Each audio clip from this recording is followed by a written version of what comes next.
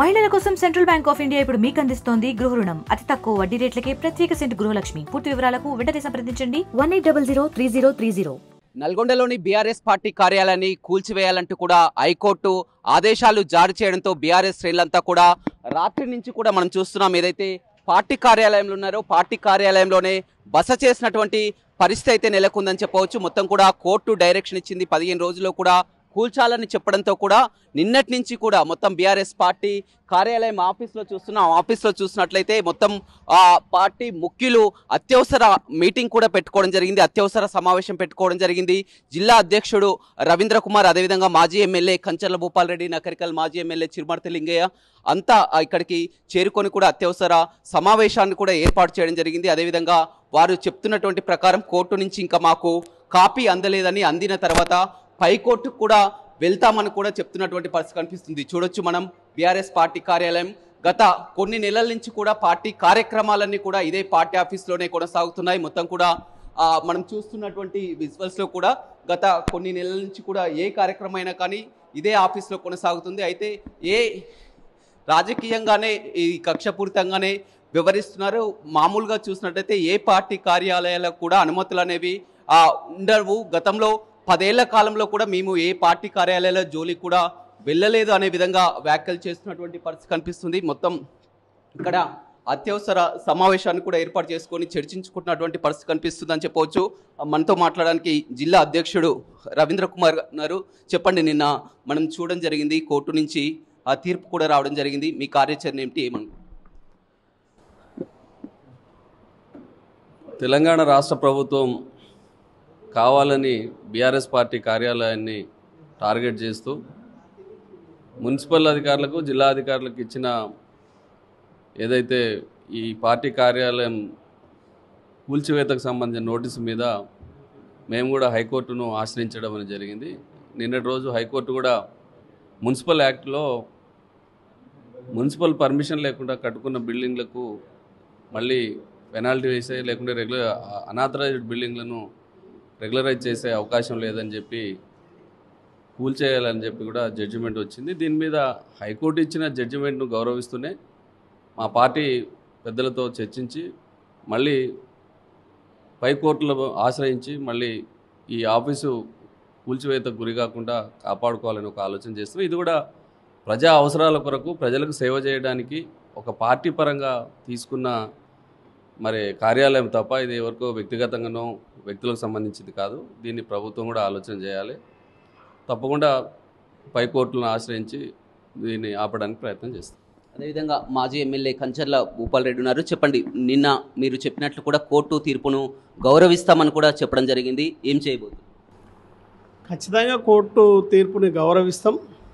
కాకపోతే ఇక్కడ ఏదైనా సమస్య ఉన్నప్పుడు, బాధ ఉన్నప్పుడు, కష్టం ఉన్నప్పుడు కోర్టుల దగ్గర పోతాం. న్యాయం జరుగుతుంది అనుకున్నాం, కానీ ఇలా చట్టము కాంగ్రెస్ పార్టీకి, కోమటిరెడ్డి వెంకటరెడ్డికి చుట్టమైంది. చాలా బాధతో ఉన్నాం. అయినా కోర్టు ఆర్డర్లు ఏమొస్తుందో ఆ ఆర్డర్ ప్రకారం పైకోర్టు పోవడానికి ప్రయత్నం చేస్తాం. కానీ ఆ రోజు మేము ఈ పార్టీ కార్యాలయానికి నిబంధనల ప్రకారమే అప్పుడు ఉన్నటువంటి కమిషనరు దేవీసింగ్ ఉన్నప్పుడు పర్మిషన్ కోసం కూడా అప్లై చేసుకోవడం జరిగింది. ఆ రోజు ఆ కమిషనర్ గారు మాట్లాడినటువంటి మాట మీ దృష్టికి తీసుకొస్తున్నా. ఆయన మాట్లాడింది ఏ పార్టీ ఆఫీస్కు పర్మిషన్ లేదు, ఇప్పటివరకు ఏ విధంగా పర్మిషన్లు ఇవ్వాలనో కూడా తెలియదు పార్టీ ఆఫీసులకు. కాబట్టి మీరు నిర్మాణం చేసుకోండి, నా ప్రాసెస్ నేను చేస్తా అని చెప్పిన తర్వాతనే మీరు నిర్మాణం చేసుకోండి అన్నాకనే మీరు నిర్మాణం స్టార్ట్ చేసుకున్నాం. ఇవాళ నిర్మాణం అయిపోయింది. తర్వాత ఈ పార్టీ ఆఫీసు ఒక పార్టీ కార్యకలాపాలే కాదు, పేద ప్రజలకు ఉపయోగపడే విధంగా యువకులకు 3000 మందికి 180 రోజులు ఉచిత కోచింగ్ కూడా ఇక్కడ ఇప్పించడం జరిగింది.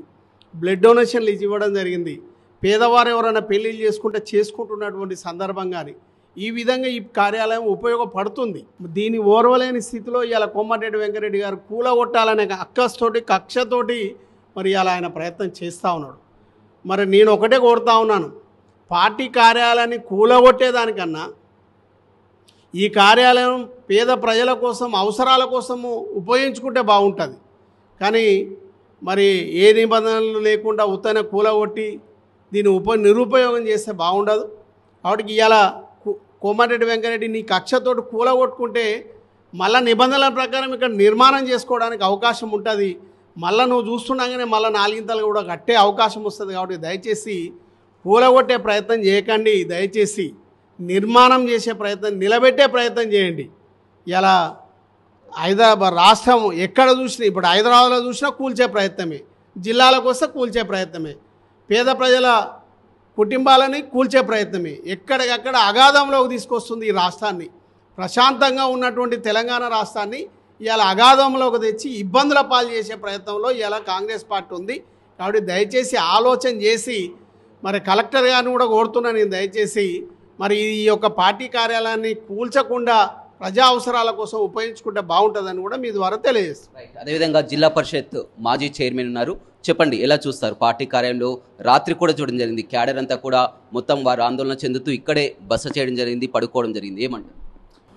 ఇది కక్ష సాధింపు చర్యగా మేము భావిస్తున్నాం. ఎందుకంటే ఎక్కడ లేని విధంగా గతంలో ఎన్ని పార్టీ ఆఫీసులు కట్టినా వాళ్లకు భూమి కేటాయింపు తప్ప ఏ పార్టీ ఆఫీసుకు కూడా, ఇప్పుడు నల్గొండ పట్టణం కాదు, నల్గొండ జిల్లాలో ఉన్నటువంటి ఏ పార్టీ ఆఫీసు కూడా మున్సిపల్ శాఖ నుంచి అనుమతులు లేవు.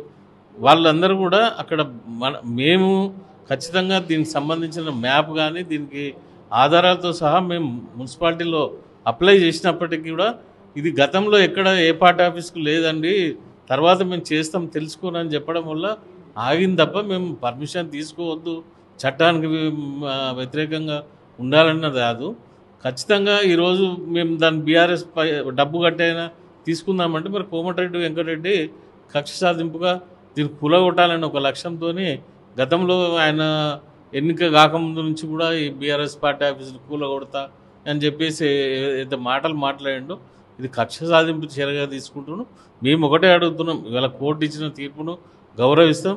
ఖచ్చితంగా పైకోర్టుకు మాకున్న హక్కుల ప్రకారం మేము పైకోర్టుకు పోతాం. అప్పటిదాకా దీని మీద చట్టరీత్యా ఇచ్చినటువంటి దాన్ని ఆపాలని మేము డిమాండ్ చేస్తున్నాం. ఎందుకంటే ఇదేమో సొంతం ఎవరు, ఇది ఆస్తి కాదు, ఇది పార్టీకి సంబంధించింది. అన్ని పార్టీలకు ఎట్లా ఉన్నాయో మా పార్టీకి అట్లనే ఉన్నది. కాబట్టి దీన్ని సమీక్షణ చేసుకోవాలని చెప్పి గౌరవ జిల్లా కలెక్టర్ గారిని, అదేవిధంగా మున్సిపల్ కమిషనర్ అందరిని కూడా మేము డిమాండ్. అదేవిధంగా మాజీ ఎమ్మెల్యే నకరికల్ చిరుమర్తి లింగయ్య ఉన్నారు, చెప్పండి ఎలా చూస్తారు? ఈరోజు దేశవ్యాప్తంగా కూడా పార్టీ ఆఫీసులు అనేది ప్రజల కోసం పనిచేసే పార్టీలు.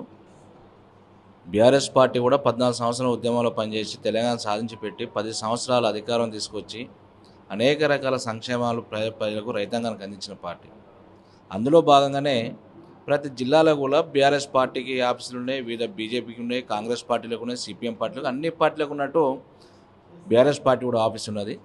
కాకపోతే అటు కాంగ్రెస్ పార్టీకి ఉన్న ఈ ప్రభుత్వం కానీ ఇక్కడ ఉన్న మంత్రి కోమటిరెడ్డి వెంకరెడ్డి గారు కూడా మొదటి నుంచి కూడా ఒక రకమైన ఆలోచనతోటి పార్టీ ఆఫీస్ని కూలగొట్టాలనే ప్రయత్నం ఏదో చాలాసార్లు సందర్భాలు ప్రెస్ కూడా మాట్లాడడం జరిగింది వారు. కానీ ప్రజలు కూడా ఆలోచిస్తున్నారు. కానీ ఇక్కడ 9 మాసాలు మేము కూలగొడుతున్నప్పుడు కూడా మేము అధికారులు గతంలో అప్లికేషన్ పెట్టినాం, ఫార్మాలిటీగా అధికారులు ఇవ్వలేదు. ఇలా ఇప్పుడు మళ్ళీ మేము మాకు అది పర్మిషన్లు ఇవ్వండి, మీకు ట్యాక్స్లు ఏమి కట్టాలో కడతామని చెప్పి అధికారులకు అప్రోచ్ అయితే కూడా మరి ఇక్కడ ఉన్న ఒత్తిళ్లకు లొంగి అధికారులు మాకు పర్మిషన్ ఇవ్వకపోవడం అనేది బాధాకరం. ఇవ్వట్లేదని చెప్పి కోర్టును ఆశ్రయించాం. కోర్టులో ఈ రకమైన వస్తాను మేము ఆశించలేదు. కోర్టు అంటే మాకు గౌరవం, అపారమైన గౌరవం, మాకు కానీ మా పార్టీ కానీ అపారమైన గౌరవం. కోర్టును గౌరవిస్తాం ఖచ్చితంగా. ఎందుకంటే ఒక పార్టీ ఆఫీస్ అనేది ఒక వ్యక్తికి సంబంధించింది కాదు, ఒక వ్యవస్థకు సంబంధించింది. కాబట్టి మరి అధికారులు కానీ ఇక్కడ ఉన్న జిల్లా యంత్రం, పోలీస్ యంత్రం కానీ, కలెక్టర్ గారు కానీ మీరు పునరాలోచించండి. ఇలా నల్గొండలో ఉన్న కాంగ్రెస్ పార్టీ ఆఫీసు ఆర్టీసీ సంస్థ అది, ఇప్పటికి వాళ్ళు కూడా లేదు, మున్సిపల్ పర్మిషన్ లేవు. సిపిఐ బీజేపీ ఆఫీసులో వాళ్ళు కూడా పర్మిషన్ లేవు. రాష్ట్ర వ్యాప్తంగా కూడా ఏ పార్టీ ఆఫీసు లేనప్పుడు ప్రత్యేకంగా ఒక బీఆర్ఎస్ పార్టీ ఆఫీస్ అనేది టార్గెట్ చేయడం మంచిది కాదు. మేము మళ్ళీ పైకోర్టులో పోతాం కూడా అవకాశం కల్పించాలని చెప్పి అధికారులకు అప్పీల్ చేస్తున్న సందర్భంగా. ఎందుకంటే ప్రజలకు ఉపయోగపడేది ఒక వ్యక్తికి సంబంధించిందో, ఒక భూపాలరెడ్డికో, ఒక కేసీఆర్ గారికో, నరేందర్ రెడ్డికో, చిరుమర్తికి సంబంధించింది కాదు. ఇది ఒక వ్యవస్థకు సంబంధించింది కాబట్టి దీన్ని పునరాలోచన చేయాలి. అన్ని పార్టీలు ప్రజలందరూ కూడా ఆలోచించి దీని మీద ఆలోచన దృష్టి పెట్టాలని చెప్పి ప్రత్యేకంగా అధికారులను కోరుతాం. పైకోర్టుపై ఆశ్రయించి ఖచ్చితంగా మళ్ళీ ఫార్మాలిటీ గవర్నమెంట్కి ఏదైతే ట్యాక్స్ కూడా ఖచ్చితంగా కట్టి మేము ప్రజా క్షేత్రంలో మళ్ళీ పోవడానికి ఆస్కారం ఉంటుంది. కాబట్టి దయచేసి దీన్ని ఏ రకమైన చర్యలు తీసుకోకుండా కొంత వెసులుబాటు అనేది పార్టీకి ఇవ్వాలని చెప్పి అధికారులను విజ్ఞప్తి చేస్తున్నాం. రైట్, చూడొచ్చు. ఖచ్చితంగా అప్పీల్కి వెళ్తామని చెప్తున్నారు జిల్లా అధ్యక్షుడు కానీ, అదేవిధంగా మాజీ ఎమ్మెల్యేలు, జిల్లా పరిషత్ మాజీ చైర్మన్ అంతా కూడా, కార్యకర్తలంతా కూడా సమావేశం కావడం జరిగింది. రాత్రంతా కూడా పూర్తిగా ఆందోళన చెందుతూ కూడా కార్యకర్తలు కూడా ఇక్కడే బస చేయడం జరిగింది, పడుకోవడం జరిగింది. ఏ రాజకీయ పార్టీలకు కూడా, ఏ పార్టీ ఆఫీసులో కూడా లేనటువంటి నిబంధనలు కేవలం కక్షపూరితంగా బీఆర్ఎస్ పార్టీ కార్యాలయానికి ఎందుకు వస్తున్నాయి, దీన్ని మరొకసారి పునరాలోచించుకోవాలి. ఇక కోర్టు నుంచి మాకు కూడా కాపీ అందలేదు, ఆ కాపీ వచ్చేంత వరకు కూడా కొంతమంది అత్యుత్సాహం చూపుతున్నారు. అత్యుత్సాహం చూపడం మంచి పద్ధతి కాదని కూడా బీఆర్ఎస్ నాయకులు చెప్తున్నారు. Vote studio. మరిన్ని వీడియోస్ కోసం ఛానల్ ని సబ్స్క్రైబ్ చేయండి, లేటెస్ట్ అప్డేట్స్ కోసం వాట్సాప్ ఛానల్ ని ఫాలో చేయండి అండ్ లింక్ డిస్క్రిప్షన్ లో ఉంది.